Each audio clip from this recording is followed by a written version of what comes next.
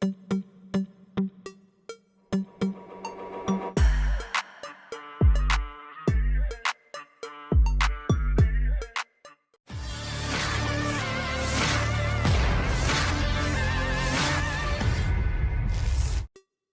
tempur lapis baja milik pasukan Zelensky terlihat melintas di sebelah barat Tonenki.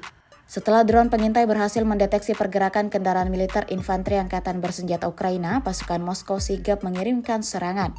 Seperti yang terlihat dalam sebuah rekaman yang ramai beredar di media sosial Telegram pada Selasa 2 April 2024, di mana dalam rekaman menampilkan situasi yang intens di medan pertempuran.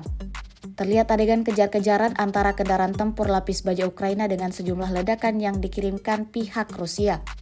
Diketahui berdasarkan keterangan unggahan, serangan tersebut merupakan upaya serangan balik infanteri Ukraina untuk menahan kemajuan pasukan Rusia. Namun sayangnya musuh kehilangan satu kendaraan tempur infanteri yang diledakkan oleh ranjaunya sendiri.